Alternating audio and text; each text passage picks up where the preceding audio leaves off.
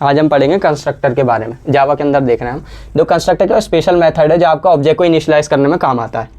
Name इसका same होता है क्लास के नेम की तरह, और उसके साथ आप ये भी लगाते हो, इसका कोई रिटर्न टाइप नहीं होता और इन्वोक्ड हो जाता है ऑटोमेटिकली जब आप ऑब्जेक्ट को क्रिएट करते हो। एग्जांपल से समझते हो, देखो यहाँ पे मैंने क्लास ली है, स्टूडेंट क्लास है, और मैंने यहाँ पे कंस्ट्रक्टर इसके नेम की तरह लिया है और साथ में ये लगा लिया है।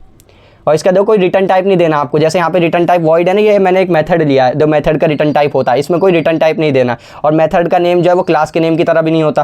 और जो मैंने यहाँ पे अब इसे ऑब्जेक्ट को इनिशियलाइज करा ना, तो आपको कंस्ट्रक्टर देना पड़ता है ऑब्जेक्ट को इनिशियलाइज करने में, इसलिए आपका यूज़ होता है ऑब्जेक्ट को इनिशियलाइज करने में। अब जो ये इसको समझ लेते हैं, इन्वोक्ड ऑटोमेटिकली।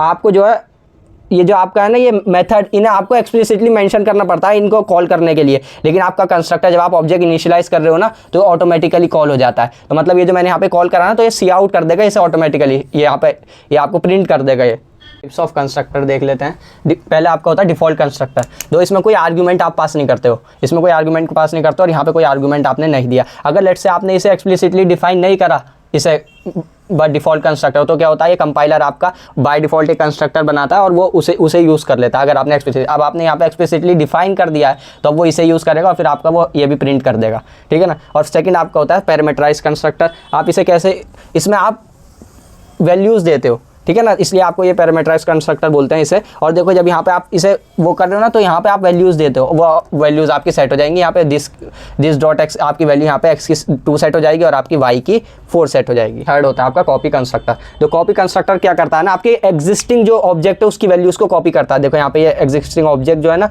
उसे ही कॉपी कर रहा है, नाम से पता चल रहा है कॉपी करता है, ठीक है ना।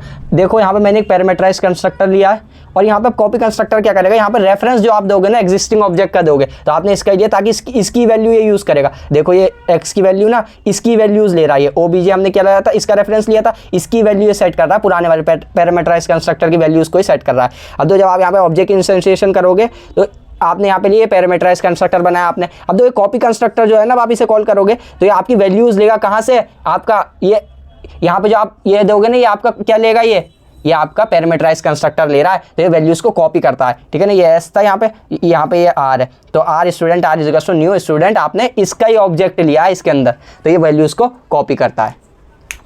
अब देखते हैं कंस्ट्रक्टर ओवरलोडिंग। कंस्ट्रक्टर ओवरलोडिंग में आप क्या करते हो, तो एक क्लास के अंदर है ना आप मल्टीपल वो बनाते हो आप कंस्ट्रक्टर, और सब में डिफरेंट पैरामीटर देते हो, ठीक है ना। इसमें दो कुछ नहीं दिया, इसमें 1 दिया, इसमें 2 दिया, तो जब आप कंपाइलर खुद समझ जाता है, जब आपने यहाँ पे कुछ पैरामीटर वाला, कुछ यहाँ पे पैरामीटर नहीं और ये वाला कंस्ट्रक्टर आपने कॉल करा, तो वो कंपाइलर खुद समझ जाएगा कि आपको ये वाला कॉल करना है। इसमें सिर्फ एक पैरामीटर, तो वो खुद समझ जाएगा आपको ये वाला कॉल करना है, और इसमें 2 पैरामीटर है, तो एक कंपाइलर आपका खुद समझ जाएगा कि आपको ये वाला कॉल करना है, और उस हिसाब से कंस्ट्रक्टर कॉल होंगे।